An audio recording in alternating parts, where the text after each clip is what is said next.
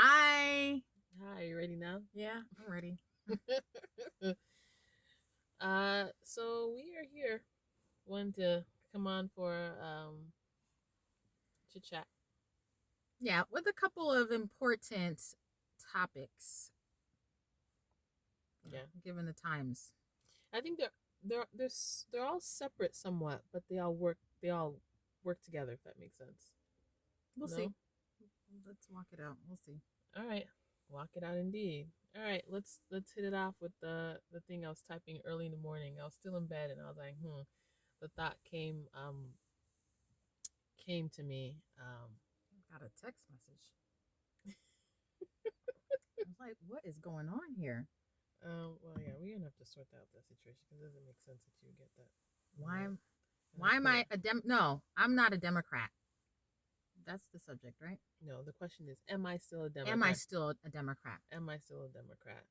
So when I first got my voter registration card, just like many of you, we got it. I think they hand them out at class in school, Oh. and so I filled them out, and I filled them out. You're gonna be like, see, you're multiple voting. I filled mine out, Fraudster. and initially I identified as an independent because for me at that moment I was young and I was like, I want to be able just to wherever I choose to go, I choose to go. But then when the first primary I guess came around and I went to vote and I couldn't vote and I was like, why can't I vote? And they were like, well, this is uh there are no independent candidates basically, so you can't vote. I think that's how it works, right? Or I couldn't vote for the Democratic in the Democratic situation. Whatever. Well, you wanted to vote for a Democratic candidate, but right. You don't have and that option as an independent. Something like that, right? Yeah. And I was like, what? And I was like, and so it was explained to me, and I was like, man, this is messed up. So then I ended up picking and moving and just identifying as a Democrat, just so I wouldn't be left out. So again, I realized I had to pick a side, so I picked a side, and I picked the Democrats because, to be honest, I feel like they're the party that most identifies with the things with my, I guess, ethos. Things that matter to me, issues of social justice, just even just thinking about like the poor and taking care of them. And I honestly, personally, do see that Jesus would be a Democrat. Or really? Not a Democrat. I think Jesus actually would be probably more socialist. But just really just caring for people. I was just thinking about, what was Jesus doing when he was here? He was caring for people. And that was the party that best, for me, fits. I thought looked like Jesus. So that's what I did.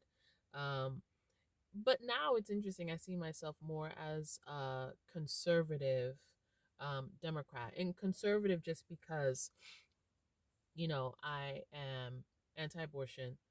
I am, I guess, what are those other things? Obviously, I'm pro-marriage, which is a man and a woman. So I'm all for those things. So, and obviously, there's Democrats that are just, hold on. Ooh, excuse me. It was in my shirt. The Democrats that are kind of parroting the whole rainbow situation and just everything is just out there, Woo! Excuse me. Lord, you need to pray again.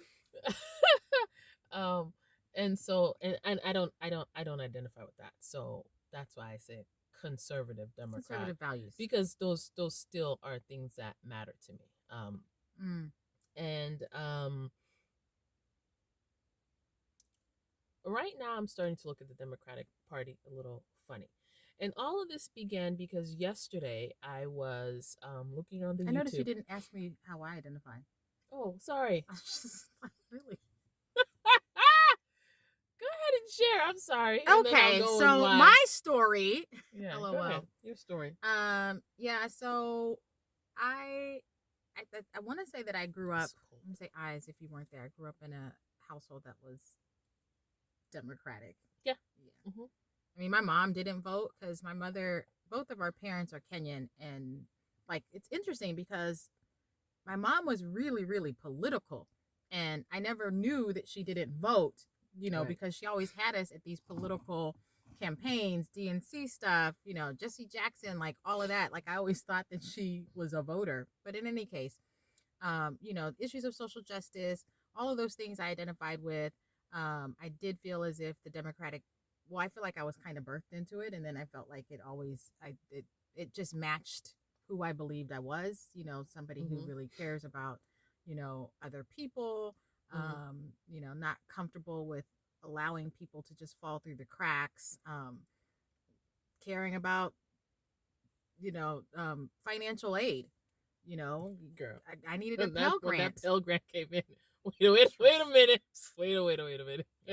I couldn't go to college without Right. financial support. I Right. could not have gone to college. Thankfully, I got a full ride. I had to remind myself of that recently, but I had a full ride and I had, a lot of, grants and stuff like that. But that came at the last minute. And up until that point, I was desperately looking for funding.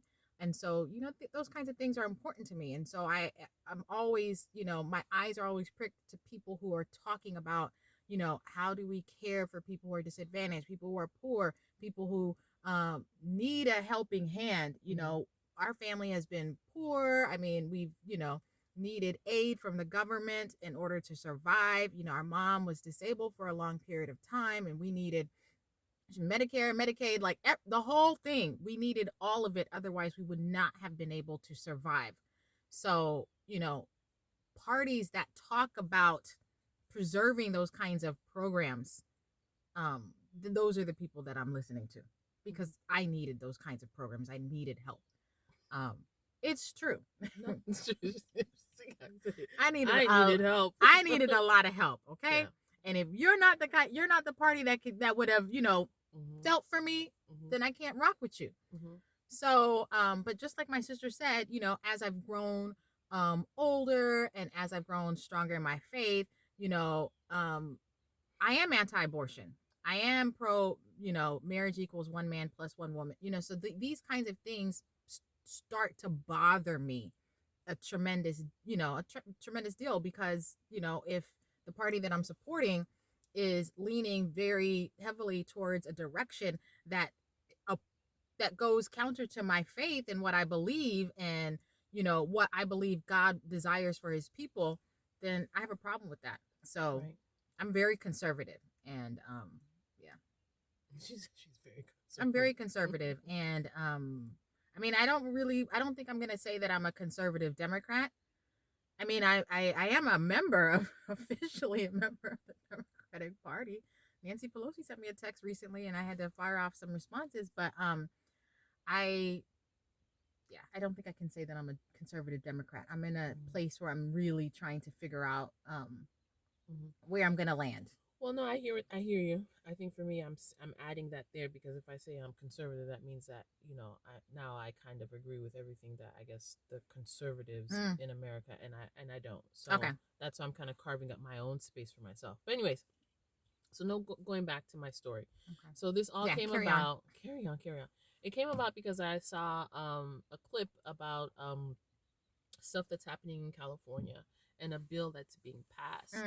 And the bill that's being passed, one of the bills that is being passed,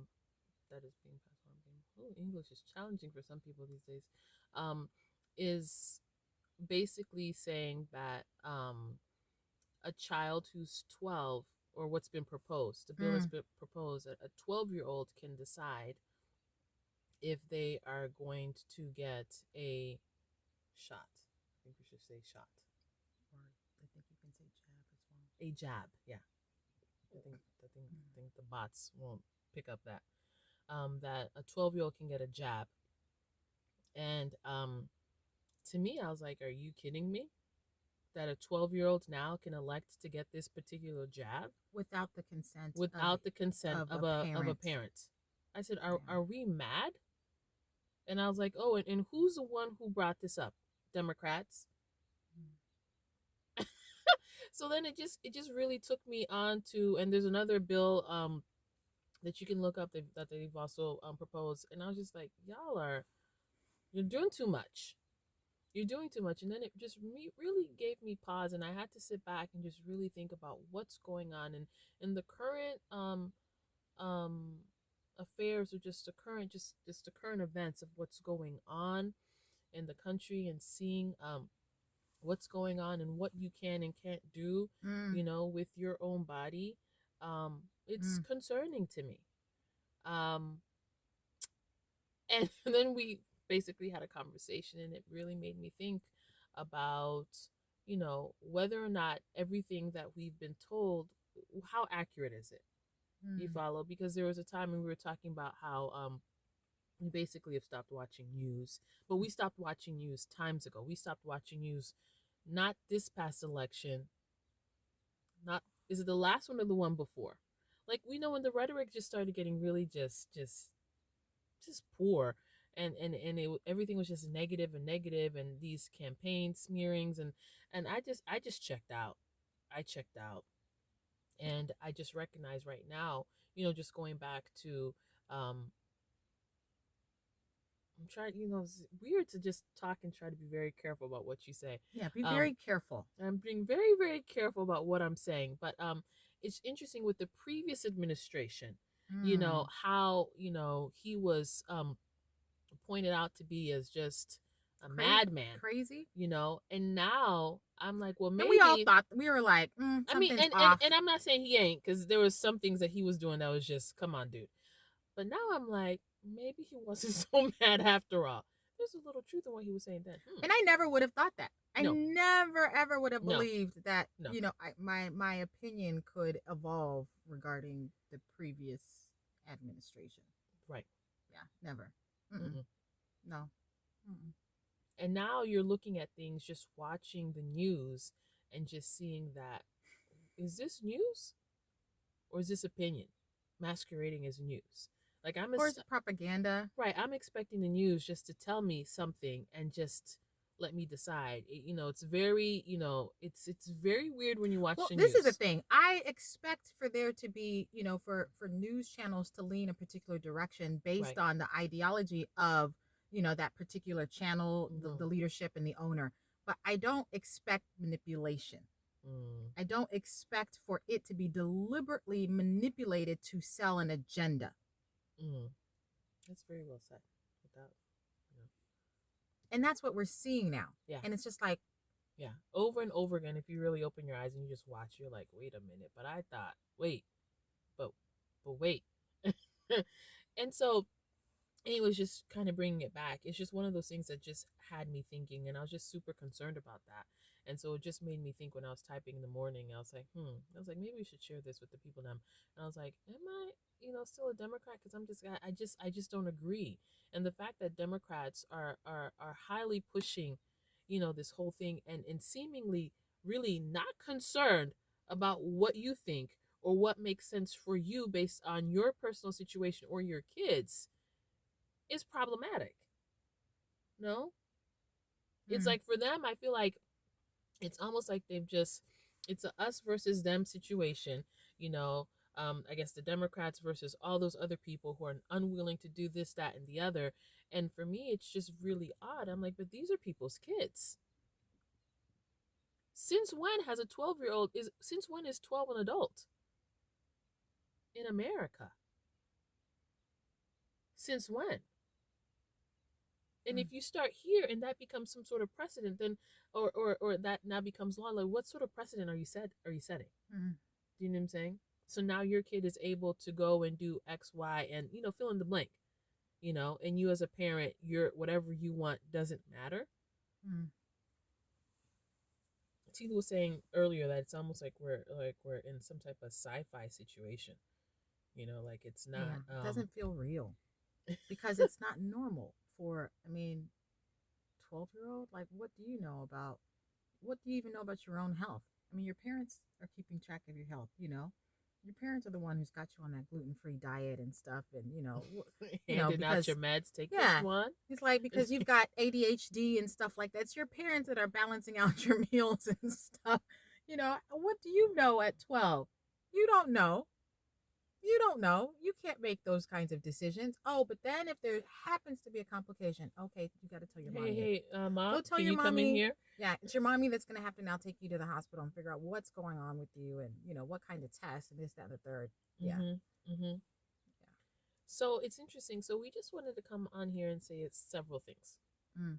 and just speak to the people that I'm and tell you, um, that we need to stay Alert. aware and alert as to what's going on. And I think it's important that we not have. I was supposed to look up that scripture, but I didn't. Don't have the wool pulled over your eyes, Mm. and it's important for you to ask God for wisdom and the ability to Discern. discern. Mm. Um, because there's a lot of odd things taking place these days. And I think it's really, really important for you to just be aware. And also, I'm just going to add this because it just came to my brain. Health is really important. Mm. Health is amazingly important. And when you start feeling unwell or you start having these issues, then you start recognizing how important your health is. Mm. So please be mindful of your health. Be mindful of things that you're taking that Mm. can affect your health. Be mindful of certain activities like you know things that can be harmful to your health, Mm. like the lack of being um what do you call when you're moving about? Mobility. Not mobility, because active, the lack of activity. Mm-hmm.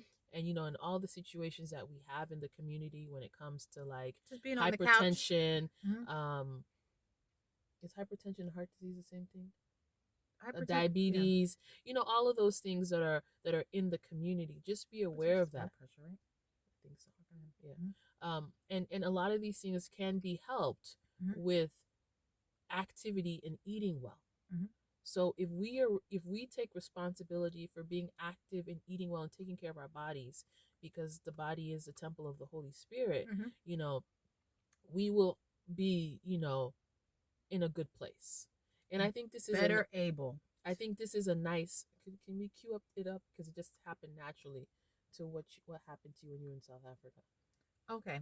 So yeah, I agree with you. I feel as if we have to prioritize our health, and oftentimes when I'm seeing what's happening in the world, especially in the news cycle, whenever we do tap in, for me, it seems as if it's just a distraction from what we do need to be focusing on, which is, as you said, our health. And so, what she was just trying to, get me to talk about was, um, I had a revelation, which I've actually detailed in, we have a Steeped magazine, which we'll link below. It's the June issue of Steep magazine. So I detailed like this whole story in that. So you should definitely download it. Download It's it. It's a good. free. Yeah, it's free. It's a good read. Yeah, it's a good read. And so what happened was I was working on a film in South Africa, and it was a really, really, really stressful job for me. It actually ended up being like 3 projects all in one, which I didn't realize at the time. I didn't know that that's what I was signing up for, but I found myself in this position where I didn't feel like I could walk away from it. Not to mention, I wasn't getting paid. Like, I didn't get paid on that job for like 3 months because they couldn't figure out how they were going to pay me, if they're going to pay me as an American, pay me, as a South African. We couldn't sort through that stuff. And because the engine was moving and we were prepping, getting ready to shoot, I'm just such a team player. I'm like, let's just get this job done. Let's go, let's go, let's go. I had my team, that I really was, I just wanted to be there for my team. And so I've just never been somebody that can walk away from a project, even though it wasn't something that was serving me. And God didn't tell me to say yes to that. So I felt like I was pressured. This is what happened. I was wrapping a project. And then that same local South African company that hired me said, hey, we're going to put you on another project right afterwards. And while I was wrapping, I just kind of found myself on this other project, prepping this other project without stopping to ask God, is this something that you want me to take on? But because the nature of what we do is freelance, all my old team wanted to keep working. And so the opportunity to put them on another job and actually give them raises, and take care of them, because I do care about them as people, and I care about their families and their livelihoods. Like that was such a draw. It was a driver for me. And you at this moment, you are a team leader, because Yeah, so you're able to make this right. decision. I'm the production accountant, so yeah, Right. so I can make the decision. I hire who I want to hire. So just to make it clear, Right. continue. Right. And so, and they kept asking, so Tila, what are we doing? What are we doing? Because they knew, they knew that people were talking in my ears, like, we've got this project, we want you on it. And so I was like, you know what? Okay, fine. We're doing it. And then we're negotiating salaries. I put them on. Everybody's getting paid because they're working, they're South Africans. It was just my deal that wasn't clear. I worked on that show for 3 months, did not get paid. And then one day I was sitting at my desk and I just heard a voice telling me that, there's a war coming and only the healthy will survive. What year was this? This was 2019. This was April or May. It was perhaps the end of April, early May of 2019. So way in advance of the actual health issue that ended up descending on the world, or in China at the end of 2019 and obviously 2020. So interestingly enough, the end of May, I got let go from that job. But before that, before I got let go from that job, the beginning of May, as soon as I had that, as soon as I heard that voice, it wasn't a dream, it was just a voice. As soon as I heard that voice, I immediately, even though I didn't tell anybody, I told my sister, I knew I had to find a gym. So I went looking around at the gyms. I looked at one gym, didn't like it. There was something about it that was throwing me off. Then I went to another gym, super duper expensive, but amazingly, it was like amazingly beautiful. And everybody there was just so friendly and sweet, and just the energy there. It was just so wonderful. But as soon as they told me the price, I was like, no, we out. That's not for me. So then what happened was, which was really supernatural, what happened was my deal finally got signed off on, and they counted out my per diem. We had an issue with per diem. The guy who was on my team, who was trying to get me per diem, he was like, yeah, we should get you extra days for this, that, and the third. I was like, no, I don't think I should get that. And finally he was like, no, I'm going to put it in. Let's see if they sign off on it. He puts it in, they sign off on this amount. And when he comes back, he says, hey, here's the approved form. It's the exact amount that this particular gym in Cape Town wanted, including all the taxes, was the exact amount. And so that now told me, I was like, oh, God has said yes to this situation. And so I immediately sent an email, told this girl, I was like, hey, charge my credit card. So I was like, that was confirmation for me. I started working out about 2 weeks later. Started working out, got a trainer. I did everything. I was saying yes to all things. And I'm not the person who spends money, especially at gyms. Like, I do the 1 week trial, 2 week trial, cut. And then we out. Yeah, and then we out. I'll do it for both. I'll take it from here. So this dude, I think his name was Lumkila. He was just like, hey, we've got a, three, you can sign up for a trainer. You can get 3 sessions or whatever. And I was like, okay. And like, I could tell like he was like ready to like sell me. And he was like, did she just say okay? I said, okay, I'm taking all of it. So I started training, started working out. And then like 2 weeks later, I got let go. The beautiful thing is the very next day I was at the gym. Like I had already had like a routine. I had already had a routine. And so I just kind of kept following that same routine. I stayed in Cape Town for about 3 months after that, working out, training, really just getting my health in order, the stress, detoxing, all of that. It was really, really good for me. And so, yeah. And then obviously the end of the year, you see stuff that's, popping off in China. And then, the next year, things, have shut down. So that's the story. So I think it's interesting because we've later chatted about this, I'm like, what the interesting thing is that you would not have been able to work out or to go to the gym had you stayed on that job. No. So it's interesting that everything was still working, even though the devil was trying it. Everything was still working for your good.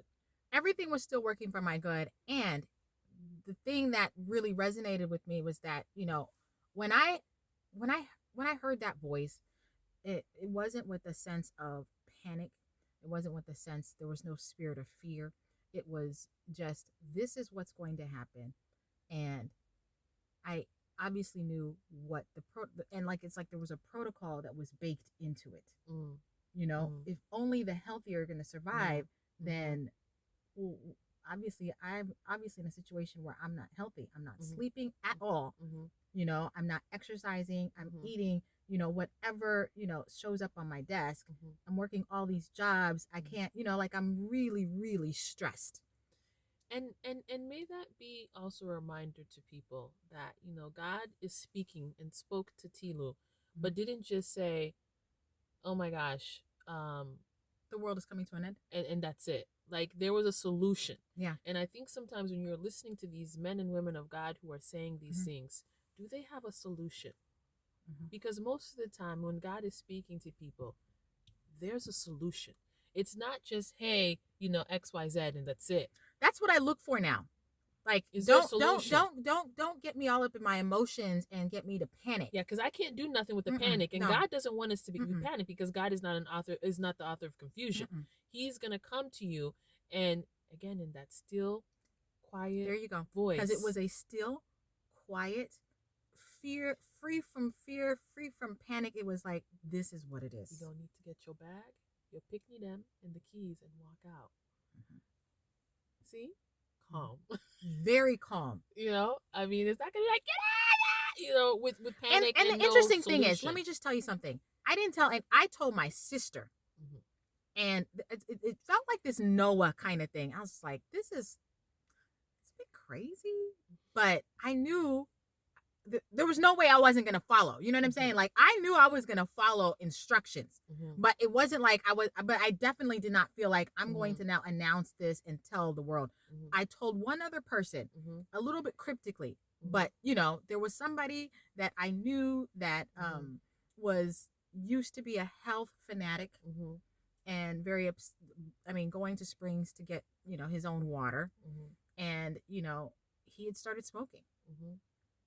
So, I was like, and that's where, and so the title of that of that magazine is called Train Like David. That's where the Train Like David even came from, because I was trying to encourage him. I was like, you need to start training like David. You've got to put these cigarettes down. And interestingly enough, cigarette smokers were greatly affected and impacted by what eventually happened. Right.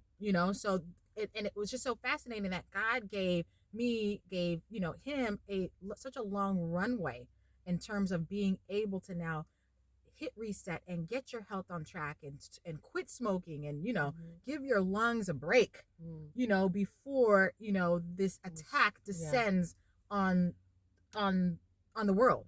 Right. But like you said, there was a protocol. And again, so now just kind of furthering the story, and now this taps back. I know we're meandering. We're gonna get there. But we're getting there. That's why I said that. Be healthy. Yes. Take care of yourself. Because even in the news, when you watch the news, they're saying, things about core morbidities. I think I said it right. Yes. Healthcare people, tell me if I said it wrong. You said it. Those are the things that have a high potential of taking people out during this period of time. Do you have diabetes, the high blood pressures, all the other things that the community tends to have? And what can you do right now to start addressing it? Yeah. And what you can do right now, I think, is two things that we've already stated right now. Is one, get off your couch. Start taking walks. Get some walking in there. Even if it's cold. Even if you can do a 20-minute. If she's doing it and she don't like the cold, she got her big bubble jacket on. Yeah. Or bubble I walk jacket. In snowshoes. She do. And it ain't snowing there. But I try to make sure I get like 10,000 steps in. Oh yeah, she's got a walker. Show people. Do you have it on you right now? This is another good thing. Who knew that we were gonna go here? Look, I only have 389 so far, so I got a lot of work. She's got a lot of work to catch up as soon as we. But she is, she really likes that thing, and if you need that to help, I know the phones have it too. But the reason I got that for her as a gift. But the reason I got that for her is because I was concerned about all of the. These phones with all of their... Yeah, and not to mention, like, EMFs. I feel like, I'm... or whatever they're, sometimes it's just good to I always walk with my phone anyways. Simple tech. But I feel like, I want to make sure that if there's an extra 1,000 steps that I'm doing that because I haven't had my phone, I want to make sure that I have something that's tracking it. But I think a lot of people either have, like, their Apple Watches. Well, they've got, like, let me a just lot say of different... this. I don't want to go here because I want to stay on track. but that's exactly why I got her that. I thought about getting the smart kind of those smart things, but they emit things. People just Google this stuff. Do you know what I'm saying? And I don't think it's safe to have this thing on you. That's the Wi-Fi or whatever thing that it's emitting cannot be good for your health all day, every day. Also, when you go to sleep, just look into this stuff. Disable your phone if you can. Put it on Airplane mode. Airplane mode. Make sure just Google it and just make sure, because these things are probably messing with our circadian rhythms. They're magnetic stuff. I'm sorry, my son's not here to explain it, but he can explain it a lot better than I can. So like wellness. Yeah, walking. So wellness. Eating well. So sorry, just want to finish that thought. Walking, eating well. Nutritionally dense foods. Yeah, just eat well. Eat the colors of the rainbow. Just eat well. And even manage if you're eating your Krispy Kreme, make sure you're getting some vegetables and fruits and just eat Krispy Kreme once and one donut only. I mean, come on now, guys. We can't go. Who can eat one donut? Try to, or just pass by it. Just try to be disciplined in that. Mm-hmm. Eat better. And manage your stress. Stress is a problem. Yes. Stress is a problem. She just explained she was a very stressful job. That will get you. I don't want to say all the time, but it will get you. Stress will get you. Please manage your stress.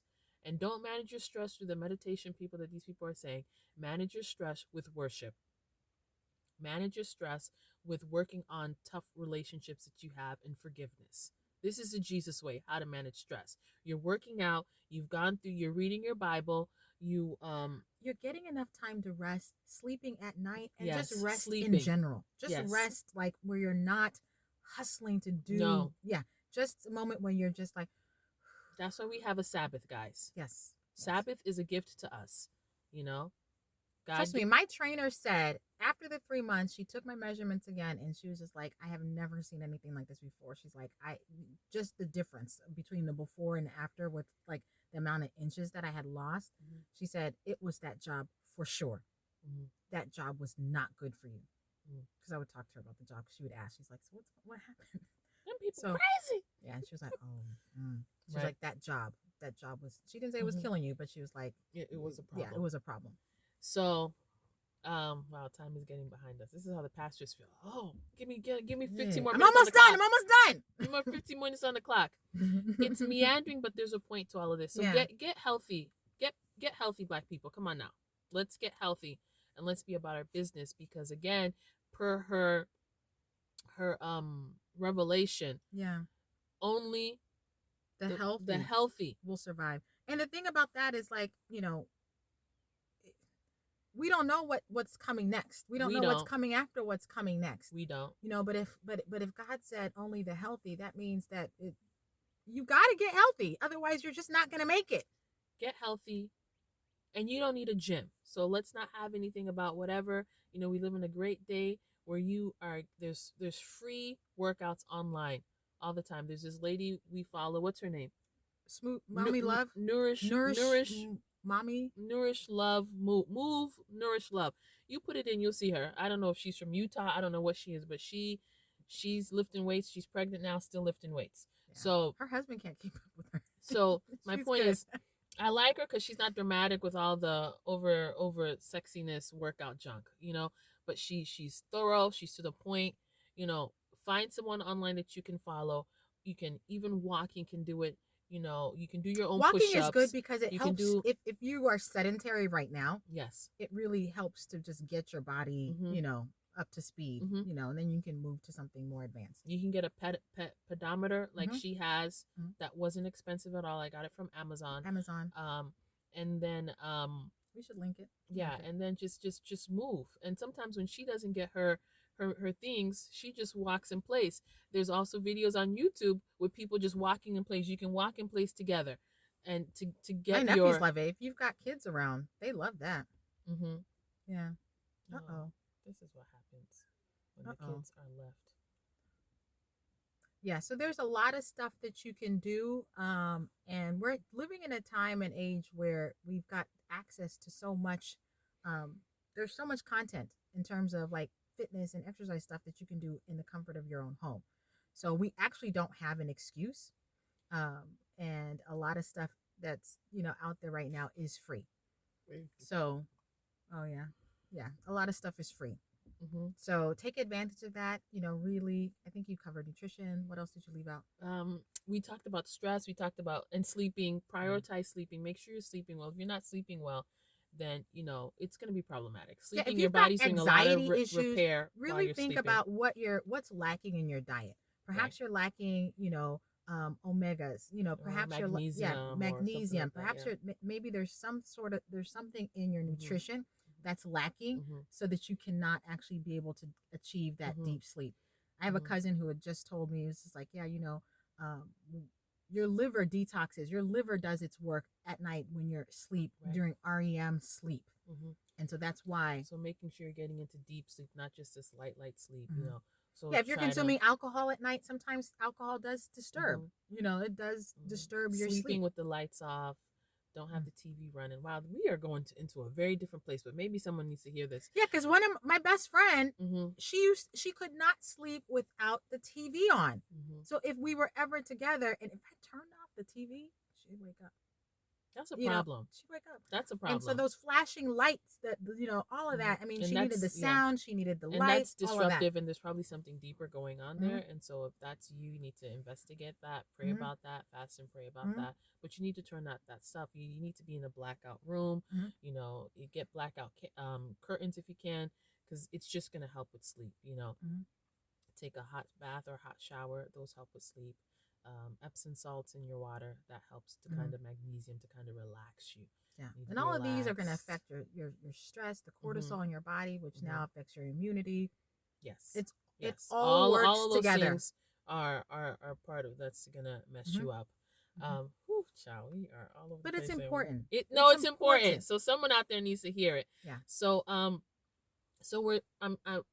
we've painted a picture. We started off talking about the Democratic Party and everything that we're hearing, and just things that you're hearing in the news, and things that are meant to kind of put you in a place of fear.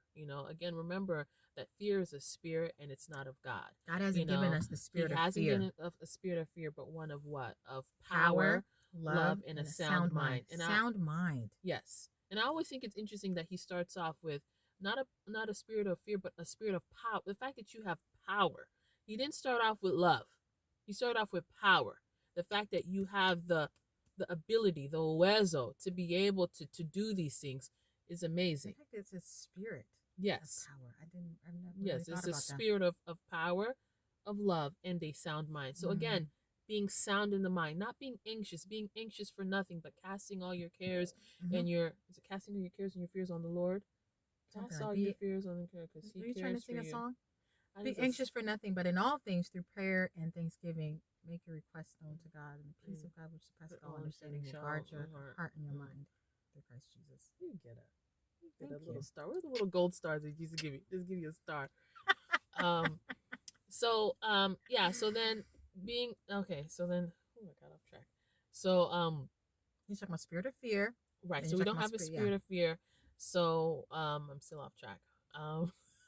I was trying to do fear, spirit of love, spirit of power, soundness of mind. Oh yes, thank you. I was talking about what we see. So not to be conscious.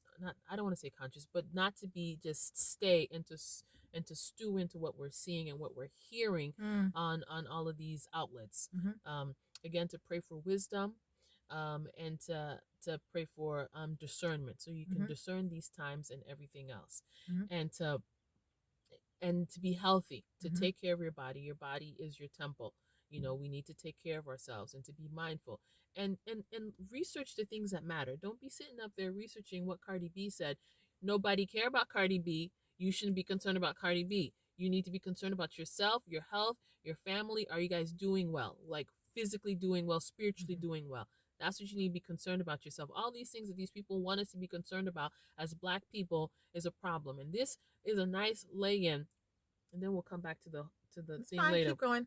It's a nice lay-in to even the whole social injustice situation. Oh, okay. Now the story flows. I know it may not flow, but when we had it, it flowed, because we were talking earlier about how we had to kind of come off of TV years ago, and then I was talking. Somehow social justice came up, and just the whole Black Lives Matter thing. And I was telling Tila that, you know what, I tapped out after Trayvon. after Trayvon and I on I tapped Facebook, out too. I did the I was whole done. black thing, Me too. and then after that, then there was Ferguson and all these other things. I just said I'm not going to do it because it was so emotionally draining on me as someone who has boys. Um, I've got 5 kids. I don't know if people know this, and they're all boys, you know.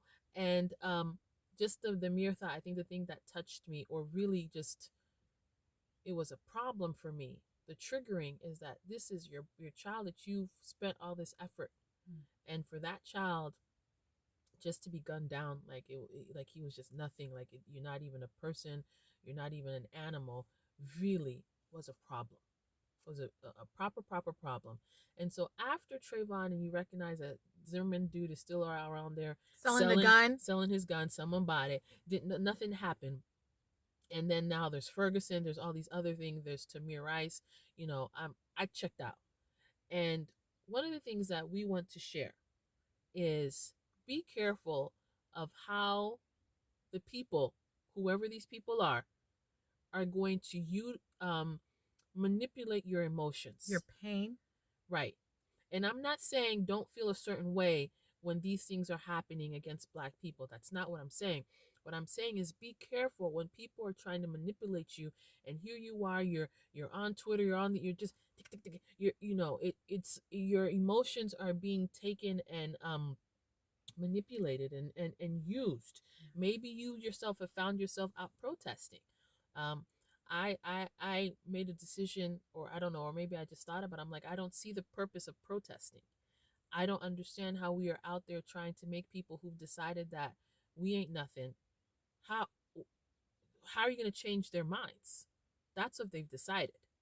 And I've also from years ago also came to the realization that racism is a spirit. That's what that was the trigger. That's what started it. Racism is you a spirit. realizing that it racism just came is to a me. spirit. Racism is a spirit because it doesn't make sense how, when things start being like beyond comprehension, like y'all ain't getting me, y'all ain't getting this. There's something spiritual behind it. Right. And so the protest movements is that going to address the spirit of wisdom? The spirit of racism or not? And if the answer is no, if what we're doing to address the spirit of racism can't address the spirit of racism, then we're wasting our time doing it. So we need to figure out what is it is going to actually address the spirit of racism. It's a spiritual response. Right. And if we can't come together and come up with a spiritual response, we're wasting our time and we're going to continue to be used. There's no time you can see something, somebody gets gunned down while he's running. And that is not, that is going to affect you. It has to affect you as a Black person. But what is our response? What is our response? Us getting on TV and say, can you see me? Can you see my humanity? That is not going to solve it. It's going to be we are going to continue to be manipulated in that manner because it's always going to be, your heart is going to be drawn to it and people are going to use that to keep you stuck there. But God has another agenda. He wants you to see something else. And for me, that's the thing that gets me, because I feel like a lot of this stuff is just pulling us away from what's happening on the other side.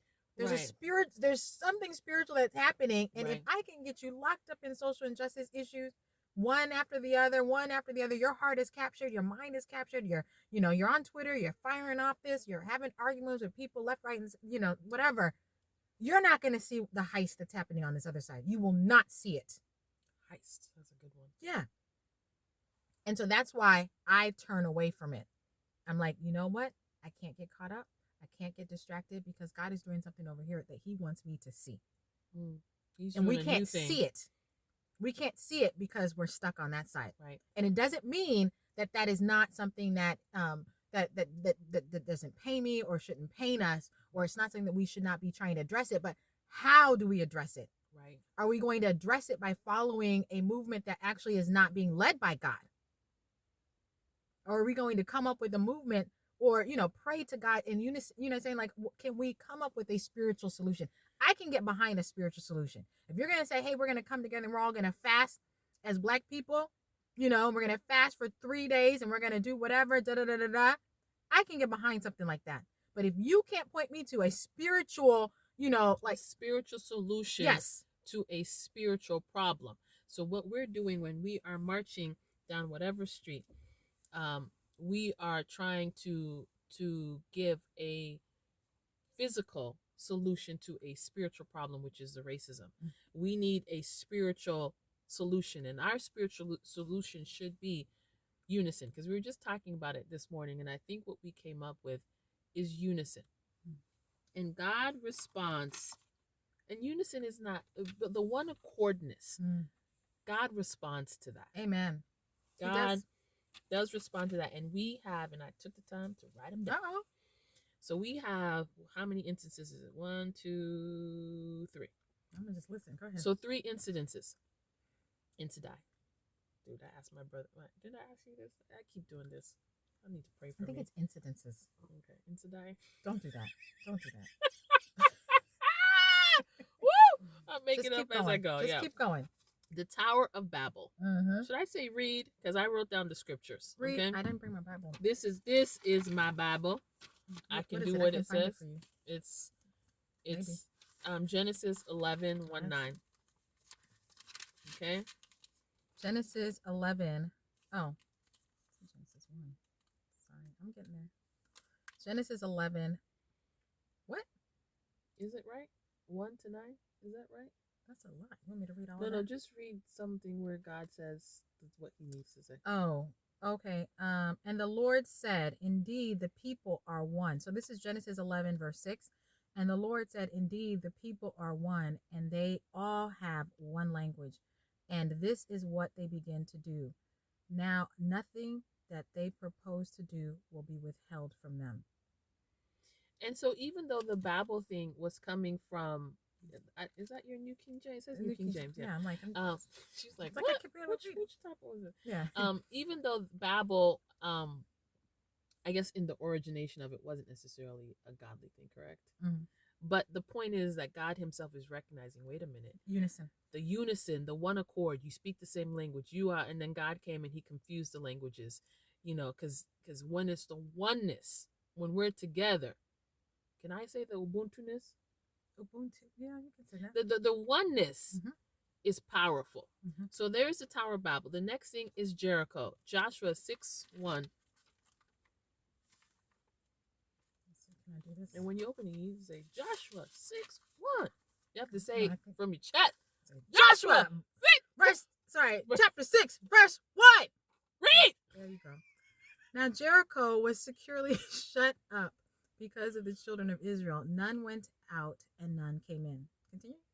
Just find the place where they were. Where they were walking around. Mm-hmm. Oh, so you didn't do the work. You're like, it was just 1-21. Oh, okay. I didn't look into it like that. Okay. So people shouted. Or where the instructions were given. Oh, the instructions. Mm-hmm. Sorry. Now Joshua had commanded the people, saying, you shall not shout or make any noise with your voice, nor shall a word proceed until the day I say to you, shout. Then you shall shout. Okay, let's skip to the. Sorry, I can barely read this tiny text. It's very tiny because they tried to fit the Bible. That's why it's called compact text and compact Bible. It's okay. People know the story of Jericho. The people were marching together in unison.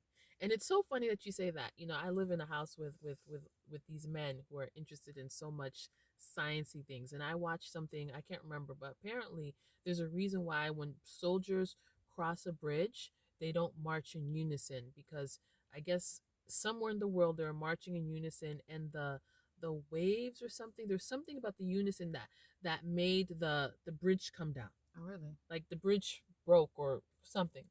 Again, my techie son is not here to remind me what the story was or where it happened. But again, the thing is about the unison and in one accord. They walked around Jericho, is it 7 times? Yeah. And then they shouted in one, and did they blew the shofar? I don't know. And the walls came tumbling down. Mm-hmm. Okay. It's okay. Let's move on. Okay. Last story is Gideon. Judges 6. Gotta work for this. I know. I'm just like, this is like a test. Do you know your Bible? Judges 6 and what? Judges 6. I'm in Judges. Yeah, just start with. Okay, so the Midianites oppressed Israel. Then the children of Israel did evil in the sight of the Lord, so the Lord delivered them into the hand of Midian for 7 years. And the hand of Midian prevailed against Israel. Because of the Midianites, the children of Israel made for themselves the dens, the caves, and the strongholds which are in the mountains. Okay, let me just interrupt you. So the children of Israel had done wrong, and God himself had delivered them over to the Midianites, the enemies. And they were basically living and just hiding from these people, hiding their food, because these people will come through and just raid and take everything. So fast forward to the part where the angel, is it this one, Gideon, right now? The angel visits Gideon and says what? Yeah, verse 11. Now the angel of the Lord came and sat under the terebinth tree, which was in Ophrah, which belonged to Joash the Abezrite, while his son Gideon was threshing. While his son Gideon threshed wheat in the winepress in order to hide it from the Midianites. And the angel of the Lord appeared to him and said to him, "The Lord is with you, you mighty man of valor." And Gideon said to him, "Oh my Lord, if the Lord is with us, why then has all this happened to us? And where are all his miracles which our fathers told us about, saying, did not the Lord bring us up from Egypt? But now the Lord has forsaken us and delivered us into the hands of the Midianites." Then the Lord turned to him and said, Go in this might of yours, and you shall save Israel from the hand of the Midianites. Have I not sent you? So just to interrupt right there, basically, and it says the Lord, so it's interesting. That's we can dissect that and talk about Lord. Is it talking about Jesus? But now the angel of the Lord is telling him, go and investigate. And I don't know if you can fast forward quick enough, but when he goes and he investigates, because there's a reason why the hand of God or the face of God has turned away from the children of Israel. Are you quickly able to point out where it is? Because he's told to go to his father's house. The altar. And when he gets to his father's house, what does he see? He sees an altar of Baal. An altar of Baal. Okay, that's it. That's all we need to read so far for right now. Eventually, you're gonna need to bring up 2 Chronicles 7:14. But this is hard work. This is what happens. And again, so we're seeing a situation where there's a Tower of Babel, there's oneness, and the people are basically undefeated. And then even when the walls of Jericho come down, the people are again in one accord. They shout at the same time. The walls come tumbling down.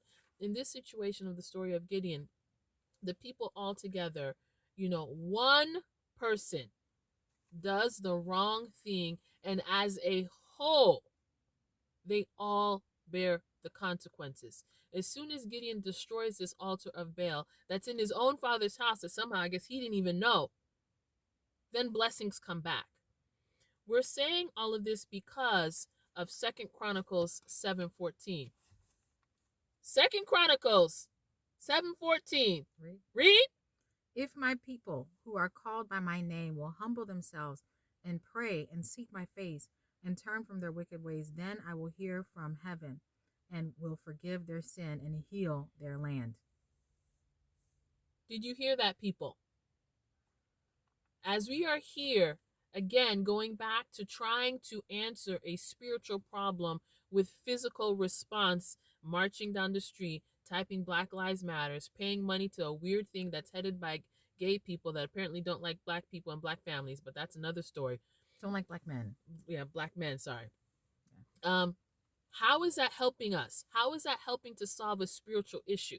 Right now, God is telling us how we solve that situation. He's saying, if my people who are called by my name will humble themselves, turn from their wicked ways, will he not now hear us? Will he not hear our cry? And that comes back to the whole point that we're talking about, crying in unison.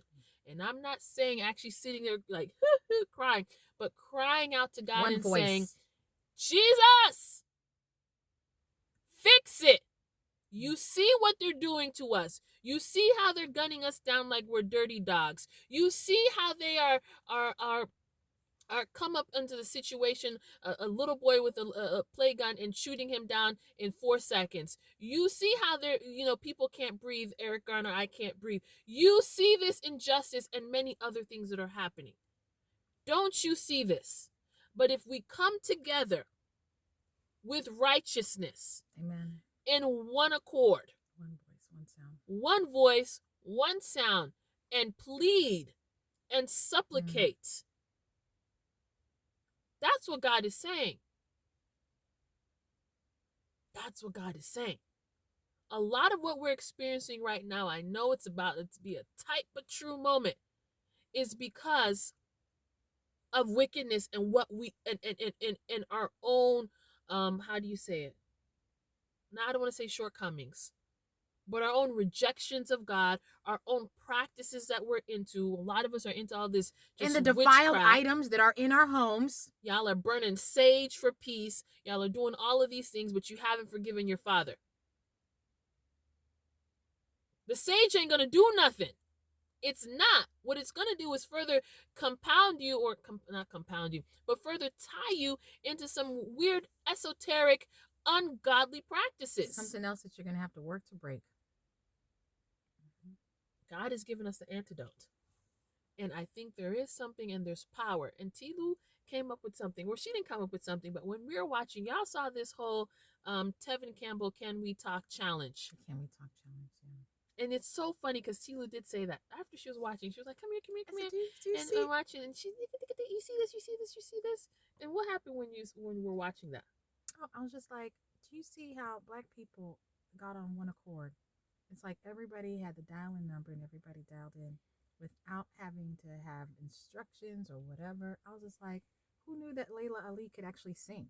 I didn't know. I thought she was a boxer. Like I didn't know that she could actually sing, but when I saw that, and I was just like, so I kept watching video after video after video. I'm like, they all got the same number. Like everybody got on one accord and they're all phoning in. And I was just like, this shows you that we can do it. And that when you do it, something happens. Because even for me, when you watch the compilations all together, and I know it's a weird example, but when you watch the compilations all together, it was moving to see everybody. And it touched me. Script. It touched me because it was the one sound, it's like everybody got the message, like everybody phoned in and everybody was on the same page. And there's power in that. And so that's what I saw. I saw it from a spiritual perspective. I was like, okay, we're capable of it. We're not utilizing it. We're not harnessing it in a spiritual capacity, but that showed me that we are capable of it. So again, I just think it's something that is worth meditating on and just really thinking about the one accordness. There's something of power of one accord when the people would come, even in the book of Esther, right? And I feel like there's many examples of this. And the people, she called the fast, and the people came out, all of them, and they all tore their clothes and the sackcloth, or wore sackcloth, and then put the ash on themselves and just were fasting and just were crying out to God. There's something about the unity of the cry. I don't even know how to call it or how to say it. Well, we have dominion. That softens God's heart. Softens God's heart, but also just harnesses the collective power we have as humans that have been given dominion and authority in this dimension. So we do have dominion and authority in this dimension, but there's also other things that we're dealing with. And some of the other things that we're dealing with, the spiritual issues, these kind of things. And I feel like racism is a spirit, and it's a these kind. It's a these kind. It's proven to be a these kind it's a kind these of thing. Kind. This is not one of these things that you could just pray and go to sleep and it's okay. No, we're gonna have to fast and pray and live righteous lifestyles in order to be free of this spiritual. And who is making a call battle for a fast to deal with racism? Which one of y'all pastor has done that? Mm-mm. Which one? No. You heard it? I haven't. I haven't. You know, and so that's what I'm saying. I think it's interesting because that's why I had asked Tila. I said, because you had said a specific phrase. You're saying that you don't want this sideshow. You want what is the spiritual agenda because this other stuff is a sideshow, or at least that's what I heard you say. You Okay. didn't probably say exactly like that. And then it made me think, and I wonder who is actually seeing this and calling it. Or are you still at get ready, get ready, get ready, get ready, get ready is not going to change nothing in your lives. Hear me, people. Get ready, turn around, slaps to so and so, high fives. It's not doing anything. You've been doing it for 30 years and you're still in the same place. And we serve a God of the immediates. Yes. So God, if the get ready didn't work for you last year, it ain't it's gonna not work going to work this for you this year. God no. of the suddenlies God and works God of the immediately. immediates. There's a mathematical equation. Yes, this ma'am. plus this equals this. If you get this and you get this, you get that. Done. It does not take, years upon years upon years. If something is not working, there's something that's missing from that equation. Right. Period. But what people, I'm telling you, our next video needs to be the myths that church people like to say. I guess it's not just my time. That's a lie. That's a lie. It's not your time for what? For when? When is it going to be your time? 7 years from now? Just like Tila said. When? No, really. When is it going to be your time? You have to stop believing. Why is it lies. Every spring we see the flowers bud? We don't say, oh, it's not. No, it's always the time. It's always springtime is always the time for things to start budding. There's seed time and harvest. Always. Clockwork. Yes. Clockwork. Let's not be deceived by people who want to hold us. They want to keep us there doing the devil's work, and they're holding you. And they've got you because you haven't read your Bible. What did Jesus so you say don't when know he saw the God the fig you tree? serve. Yeah. When Jesus saw the fig tree that wasn't in producing blooming when it was supposed to do, exactly. He cursed it. And the next time the disciples walked past it, it was what? Shriveled up and died. It was dead. Yes. Because Jesus said, if you're not producing, if you're not operating in your useless. Season. Yes. No. You were useless. So for us to turn around and look at the fig tree and say, oh, it's just not your season, it's just not your time. No, Jesus said, Jesus didn't do that. Listen, I hope we've connected dots for you. Don't get got. Period. Don't get got. There's a lot of people out there doing the gotten or the getting. Let it not be one of you that gets got. Oh, I'm confusing myself. Again, be watchful. Pray and fast. Seek wisdom. And now, hopefully, full circle at the end of this really long video. If you happen to find yourself in a situation where now possibly your kids were at public school, now, the powers that be, and you don't want to participate in whatever they're making you participate in. Or maybe you've been thinking about it for a while and you now need to homeschool. I'm a mom, again, a mom of 5. I homeschool. I've only homeschooled. We have some new resources for you. We have 2 things. We have the foundations, which I think if I would have had foundations when I started off, I think I would have looked at homeschooling different. But basically it just walks you through, I think, what are the foundations of teaching a child at home. Again, there's lots of resources out there. I'm not going through what is homeschooling or from that point of view. I'm just talking about when it comes to starting to homeschool and we're thinking about teaching, these are some things that you really do need to consider. It's simple, but I think it's a good nuggets. We have that resource available for you, and we'll leave the link below. And we also have something that I think is just a game changer, at least is a game changer for me, is a homeschool planner, which will help you. And I like it because it can work for larger families. And, it has a whole month on 2 pages. You can nicely write out all of the work that your students need to do so you can stay on top of it and you can do what you need to do. You can plan and be clear about it. You don't have to be intimidated about homeschooling. Again, go on YouTube. There are lots of many resources out there. You don't have to go out there and buy everything. Start small, and that be my advice. Start small and don't go in too deep, or else you're going to be overwhelmed. Start small, and I think the foundations is a great way to go. And I do think that my planner is an excellent way to go too. If I may say so myself. So again, those are some resources for you. Again, if you find yourself in a place, if you live in California, or maybe you don't, and you are opposed to whatever it is that they're bringing up right now, and or you've always wanted to do that, because I started homeschooling because I was concerned on what people were going to teach my Black son, and I wanted to be able to have, control over that and to teach him. And also I wanted to be able to go where his mind is. He's someone who's very science minded, and now, we've been doing physics, but he's not of age to really be doing physics in a typical school. But we now can be doing stuff like physics and chemistry, even though he's super young, because he's interested in it. So I do think that there's a flexibility that homeschool gives that's really, really awesome. And I know some people are going to say, I've seen, and I don't know if I'm going to be able to find her. There's a lady who homeschools, and she has a full-time job. From her house, or does she work outside the home? I don't, I can't remember that, but she has a full-time job. So my point is that people are making it work.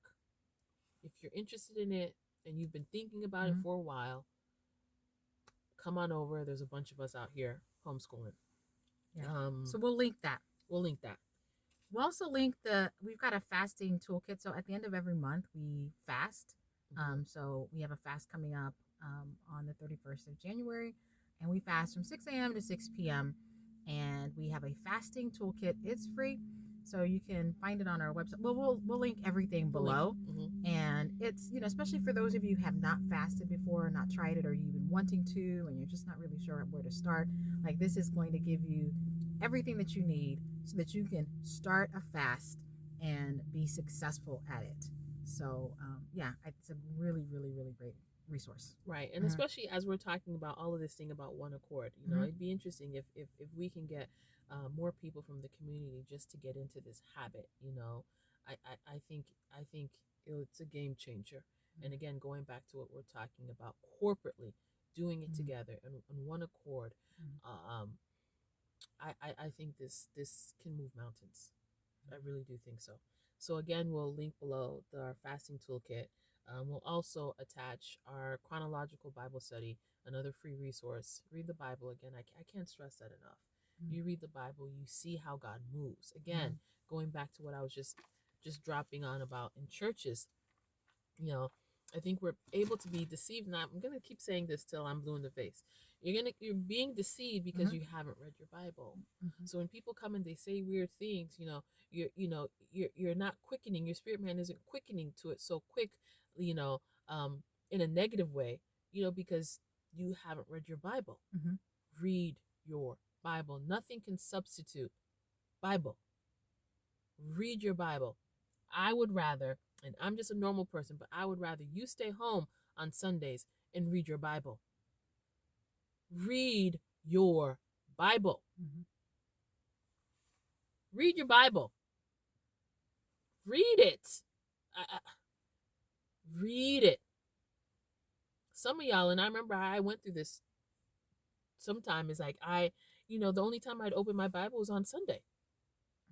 You don't have a what do you call it? A system? A daily practice? You don't have a practice at all. No, I didn't used to have a daily practice either.